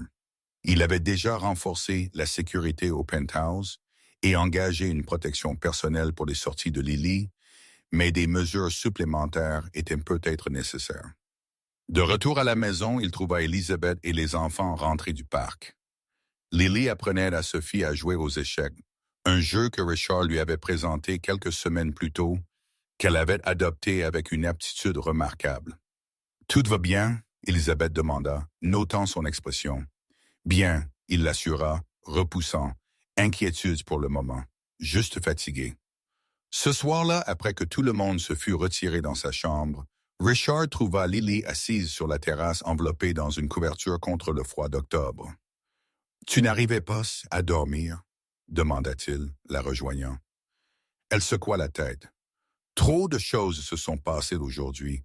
Mon cerveau ne veut pas s'arrêter. » Je connais cette sensation. Ils restèrent un moment dans un silence confortable, regardant les lumières de la ville. Finalement, Lily parla. « Ta sœur est gentille. Sa famille aussi. Ils t'aiment beaucoup. James a demandé quand tu pourrais leur rendre visite à Londres. » Lily sourit légèrement. « C'est un enfant cool. Demande 1 million de questions, cependant. » Trait de famille, j'ai peur. Un autre silence. Celui-ci pensif. « Richard, que se passe-t-il maintenant? Après l'adoption, je veux dire. » « Ce que nous voulons qu'il se passe, répondit-il. L'école pour toi, le travail pour moi, construire une vie ensemble. Tu t'inquiètes jamais de le regretter, de m'avoir accueilli? » Richard se tourna pour lui faire face entièrement. « Lily, de toute ma vie, je n'ai jamais été aussi certain d'aucune décision que je le suis de celle-ci. La seule chose que je regrette, c'est que tu aies dû souffrir autant avant que nous ne nous trouvions. » Lily hocha la tête, absorbant ces mots. Puis, dans un mouvement qui les surprit tous les deux, elle se pencha contre son côté, la première fois qu'elle avait initié un contact physique au-delà d'un bref toucher de main. Je suis contente d'avoir été derrière ce restaurant cette nuit-là, dit-elle doucement. Richard plaça délicatement son bras autour de ses épaules. Moi aussi, Lily, moi aussi. Alors qu'ils étaient assis ensemble sous la vaste canopée d'étoiles, Richard fit une promesse silencieuse. Quelles que soient les menaces qui pourraient encore exister, quels que soient les défis à venir, il s'assurerait que Lily n'affronterait plus jamais le monde seul. 6 mois plus tard, le printemps avait transformé New York. Les cerisiers éclataient en fleurs à Central Park. Les cafés en trottoir s'étalaient dans les rues ensoleillées et une énergie palpable vibrait à travers la métropole qui s'éveillait. Dans le penthouse de Richard Blackwood, des transformations similaires avaient eu lieu. Des changements subtils mais profonds qui avaient transformé un espace élégant mais impersonnel en une véritable maison. La chambre de Lily ne ressemblait plus à une suite d'invités. Les murs, autrefois d'un bleu neutre, affichaient maintenant une fresque du ciel nocturne qu'elle et Richard avaient peinte ensemble un week-end. Les bibliothèques débordaient de volumes allant de la littérature classique à la fantaisie moderne, preuve de son habitude de lecture vorace. Un bureau près de la fenêtre abritait un ordinateur où elle effectuait ses devoirs pour la Westridge Academy, l'école privée progressive qu'elle fréquentait depuis janvier. La cuisine, autrefois impeccable et rarement utilisée, portait maintenant des traces de leçons de cuisine avec Madame Chen, qui avait découvert en Lily une apprentie enthousiaste. La salle à manger formelle avait été réaménagée en un espace polyvalent où Richard révisait des plans architecturaux, tandis que Lily travaillait sur des projets scolaires, de la musique classique jouant doucement en arrière-plan. Le plus révélateur étaient les photographies qui ornaient maintenant les murs et les tables dans tout le penthouse. Lily et Richard à la table de Thanksgiving avec la famille d'Elizabeth. Le premier voyage de ski de Lily à Aspen. Richard assistant à la compétition de débat de Lily à l'école. Une chronique visuelle d'une famille en formation, une expérience partagée à la fois. Ce samedi matin particulier, Richard trouva Lily dans la cuisine, tentant de faire des crêpes sous la surveillance attentive de Madame Chen. Le secret est dans le poignet, Madame Chen expliquait.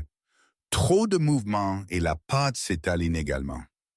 Lily, la langue coincée entre les dents de concentration, retourna habilement une crêpe dorée parfaite.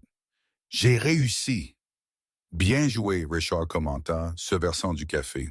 « Tu as maîtrisé une compétence qui continue de m'échapper. »« C'était parce que tu n'as pas de patience. » Lily répondit avec l'évaluation franche qui prenait encore Richard au dépourvu parfois. Madame Chen dit que cuisiner, c'est comme l'architecture. Ça demande de la précision et de la planification. Madame Chen est très sage, Richard acquiesça, faisant un clin d'œil à sa gouvernante. Sont-ce des crêpes de célébration? Peut-être, Lily dit, soudainement concentrée intensément sur sa tâche. Dépend de ce qui se passe aujourd'hui. Aujourd'hui, l'aboutissement de 6 mois de processus légaux, d'études de domicile et de préparatifs. La juge Reynolds rendrait sa décision finale sur la demande d'adoption de Lily par Richard. Bien que tous les indicateurs suggéraient que l'approbation était certaine, Lily était restée prudemment optimiste plutôt que confiante. Sophie m'a envoyé un message ce matin, Lily mentionna, changeant de sujet. Elle prévoit de venir pendant les vacances d'été. Richard hocha la tête, reconnaissant la tactique de déviation. Ce serait merveilleux. Peut-être pourrions-nous tous aller à la maison des Hampton pendant une semaine. Avec James aussi? Lily demanda, s'illuminant. Toute la bande. David a une bourse d'écriture à Columbia cet été, donc ils seront à New York pendant 6 semaines. La relation entre Lily et ses futurs cousins avait fleuri grâce à des appels vidéo bi-hebdomadaires et des colis échangés à travers l'Atlantique. Sophie avait surmonté sa timidité initiale pour devenir une confidente pour Lily, alors qu'elle naviguait dans le terrain inconnu des dynamiques sociales du collège. James adorait simplement Lily, qui lui apprenait patiemment des tours de cartes et des stratégies d'échecs pendant leurs appels. Après le petit déjeuner, ils se retirèrent dans leur chambre pour se préparer à l'audience de l'après-midi. Richard, ajustant sa cravate devant le miroir, réfléchit à l'extraordinaire voyage des 6 derniers mois. Lily avait fait preuve d'une résilience et d'une adaptabilité remarquables, mais la transition n'avait pas été sans défi. Des cauchemars l'avaient tourmentée au début. Des rêves vifs où elle était de retour dans les rues ou poursuivie par des figures obscures. Elle avait eu du mal avec les routines de base comme les heures de repas régulières et les heures de coucher, des concepts étrangers à une enfant qui avait survécu par l'improvisation. L'école avait présenté ses propres obstacles. Malgré son intelligence naturelle, l'éducation de Lily avait été irrégulière au mieux. Les tests de placement avaient révélé des lacunes significatives aux côtés de domaines de compétences surprenants. Richard avait engagé des tuteurs pour travailler intensivement avec elle avant l'inscription, et la Westridge Academy avait créé un programme modifié pour s'adapter à sa situation unique. La confiance restait le travail en cours le plus délicat. Lily s'était ouverte progressivement sur son passé, des fragments de souvenirs partagés dans des moments calmes. Sa mère, Maria, était sans papier, travaillant plusieurs emplois pour subvenir à leurs besoins. Après sa maladie, un cancer, Lily comprenait maintenant qu'il y avait eu une succession d'arrangements temporaires, aucun ne durant plus de quelques mois. À 9 ans, elle avait appris que les institutions signifiaient la séparation et les foyers d'accueil l'incertitude, alors elle avait choisi les rues à la place, où au moins elle contrôlait son propre destin. On frappa à sa porte, interrompant les pensées de Richard. Lily se tenait dans l'embrasure de la porte, vêtue de la robe bleu marine de la première audience, maintenant assortie d'un gilet qu'Élisabeth avait envoyé de Londres. Ses cheveux, qui avaient une poussée au-delà de ses épaules, étaient tirés en arrière par une simple pince. « Est-ce que je suis bien? » demanda-t-elle, inhabituellement incertaine. « Parfait, » Richard l'assura. « Prête pour le grand jour? » « Je suppose, » elle tordit le bord de son gilet. « Puis-je te demander quelque chose? » « N'importe quoi. » « Après aujourd'hui, si tout se passe comme prévu, comment devrais-je t'appeler? Je veux dire, je t'ai appelé Richard, mais si tu es légalement mon père. » La question prit Richard au dépourvu. Ils avaient discuté longuement des aspects pratiques de l'adoption, mais jamais de cet élément fondamental. « Ce qui te semble juste, dit-il prudemment, il n'y a aucune obligation de changer la façon dont tu m'appelles. » Lily hocha la tête, absorbant cela. « D'accord, je voulais juste connaître les règles. » « Avec nous, la seule règle est l'honnêteté, » Richard lui rappela. « Tout le reste, nous le découvrons au fur et à mesure. » Le palais de justice se sentait différent cette fois, moins intimidant, plus familier. Madame Washington les salua chaleureusement, tout comme l'avocat de Richard. Même le détective Harris fit une apparition, étant resté en contact avec Lily tout au long des mois de procédure légale. « Nerveuse? » Harris demanda à Lily alors qu'ils attendaient devant le cabinet du juge. « Un peu, Lily amie. Quelque chose pourrait encore mal tourner, n'est-ce pas? » Harris secoua la tête. « Pas du tout. Je n'ai jamais vu une préparation plus incomplète pour une adoption. Chaque case cochée, chaque question répondue. De plus, la juge Reynolds est une grande fan de toi. » « De moi? » Lily eut l'air surprise. Elle a mentionné ton cas dans 2 discours publics sur la résilience et les secondes chances, sans nommer de nom, bien sûr. Cette information sembla rassurer Lily. Au moment où ils furent appelés dans le cabinet, ses épaules s'étaient détendues et sa respiration s'était régularisée. La juge Reynolds les salua avec un sourire chaleureux. « Monsieur Blackwood, Lily, c'est un plaisir de vous revoir tous les deux. Je crois comprendre que les choses ont bien progressé. » « Très bien, votre honneur, » Richard confirma. La juge examina les rapports finaux, hochant la tête avec satisfaction. « Madame Washington, des préoccupations restantes des services à l'enfance? » « Aucune, votre honneur. L'environnement familial est exemplaire. Lily s'épanouit académiquement et socialement, et le lien entre elle et Monsieur Blackwood s'est magnifiquement développé. » Et Lily, la juge Reynolds se tourna, son attention vers la jeune fille. « Comment te sens-tu à l'idée de rendre cet arrangement permanent? » Lily rencontra le regard de la juge fixement. Ça me semble déjà permanent. Les papiers ne font que l'officialiser pour tout le monde. Un sourire passa sur le visage de la juge. Bien dit, ayant examiné toute la documentation et les recommandations, je ne trouve aucune raison de retarder. La demande d'adoption est par la présente accordée. Elle signa les documents officiels avec une fioriture, puis tendit la main à Lily. Félicitations, Lily Blackwood. C'est un nom à la hauteur. Blackwood, Lily répéta, regardant Richard avec surprise. Seulement si tu le veux, il l'assura rapidement. Nous pouvons le composer ou choisir quelque chose d'entièrement différent. Non, Lily dit fermement. Blackwood est bien. Ça me va.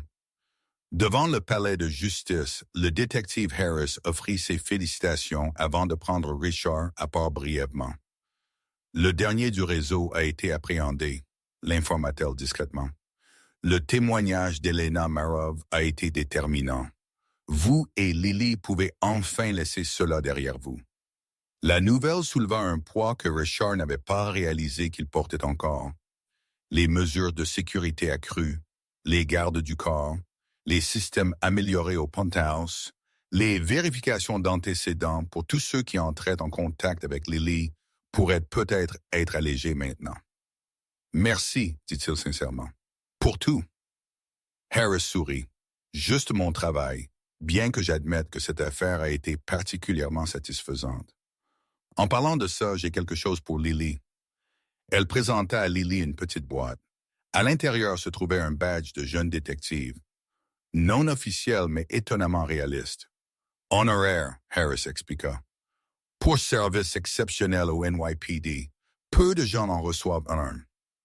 Le visage de Lily s'illumina alors qu'elle épinglait le badge sur son gilet. Cool. Ça vient avec des menottes? Absolument pas, Richard interjeta, faisant rire Harris et Lily. Ils célébrèrent ce soir-là avec une petite réunion au penthouse. Elizabeth et sa famille se joignirent par appel vidéo depuis Londres, levant des verres de champagne et, dans le cas des enfants, du cidre pétillant lors d'un toast transatlantique. Les amis les plus proches de Richard, un cercle délibérément petit qu'il avait cultivé au fil des ans, apportèrent des cadeaux et des vœux chaleureux. Même Madame Chen se joignit aux festivités, présentant à Lily un livre de recettes familiales manuscrit pour commencer ta collection. Alors que la soirée se terminait et que les derniers invités partaient, Richard trouva Lily sur la terrasse, regardant les lumières de la ville avec l'expression contemplative qui précédait souvent ses observations les plus profondes. « Heureuse ?» demanda-t-il, la rejoignant à la rambarde. « Oui, dit-elle simplement. C'est bizarre, cependant. J'ai passé tellement de temps à m'inquiéter d'aujourd'hui et maintenant c'est fini. C'est souvent comme ça que l'on ressent les occasions importantes.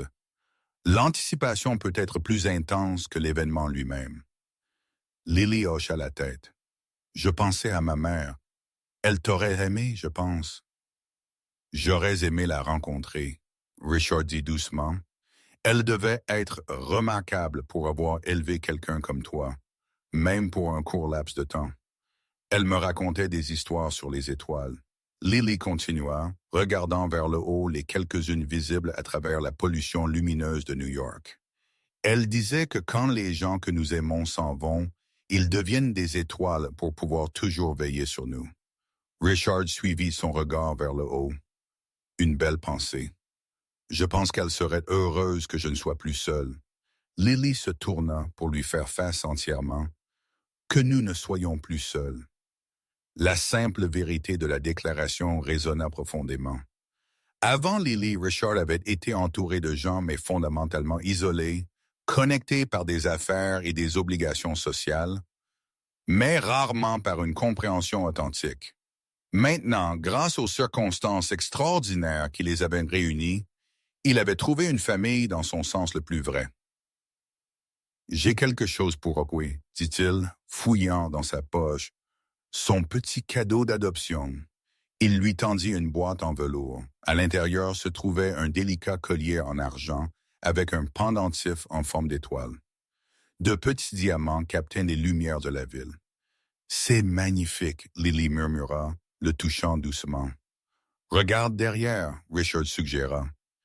Lily retourna le pendentif pour trouver une inscription. Famille trouvée, pas perdue. Des larmes montèrent à ses yeux. Une rare démonstration d'émotion de la part d'une enfant qui avait appris tôt à cacher sa vulnérabilité. Veux-tu m'aider à le mettre? Alors que Richard attachait le collier, Lily parla d'une voix si douce qu'il faillit la manquer. Papa, le mot plana dans l'air entre eux. Plus précieux que n'importe quel bijou, plus contraignant que n'importe quel document légal.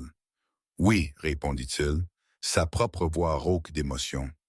Rien, Lily dit, se tournant pour lui faire face avec un sourire qui illuminait tout son être. Juste pour essayer, Richard la serra dans une douce étreinte qu'elle lui rendit sans hésitation, un autre jalon dans leur relation évolutive. Ils se tenaient ensemble sur la terrasse, père et fille, non par le sang, mais par choix, par persévérance, par les mystérieux rouages du destin, qui avait placé une file des rues débrouillardes derrière un restaurant exclusif exactement la bonne nuit. 1 an plus tard, le Murphy's Diner avait un nouveau client régulier, ou plutôt des clients. Chaque samedi matin, Richard et Lily Blackwood occupaient la même banquette usée où ils avaient partagé leur premier repas ensemble. La tradition avait commencé comme un rappel de leur voyage, mais avait évolué en quelque chose de plus, un repère d'authenticité dans des vies qui incluaient maintenant des galas d'école privée, des fonctions commerciales et des obligations sociales. Ce samedi particulier, alors qu'ils terminaient leur petit déjeuner rituel, Lily remarqua un jeune garçon qui les observait de l'autre côté du restaurant, pas plus de 8 ou 9 ans, avec des vêtements trop grands pour sa mince silhouette et des yeux fatigués qui lui rappelaient douloureusement d'elle-même. « Papa », dit-elle doucement, le mot maintenant confortable et naturel, à 15 heures près du comptoir. Richard suivit son regard, comprenant instantanément. « Qu'en penses-tu? Il a faim et il a peur. » Sans plus de discussion, Richard fit signe à leur serveuse et commanda un petit déjeuner supplémentaire à emporter, plus un à manger au comptoir. Alors qu'il se préparait à partir, Lily s'approcha du garçon avec une nonchalance prudente. « Les sièges du comptoir sont meilleurs si tu es seul, lui conseilla-t-elle. Monica s'assure que tu as du bacon supplémentaire si tu t'assieds là. » Le garçon la regarda avec suspicion. « J'attends quelqu'un. »« Bien sûr, » Lily acquiesça facilement. « Mais pendant que tu attends, tu devrais manger. Nous avons déjà commandé pour le comptoir. C'est payé. Ce serait dommage de le gaspiller. » Elle posa un billet de 20 $ sur le comptoir à côté de lui, au cas où ton quelqu'un ne se montrerait pas. L'expression du garçon vacilla entre fierté et faim désespérée.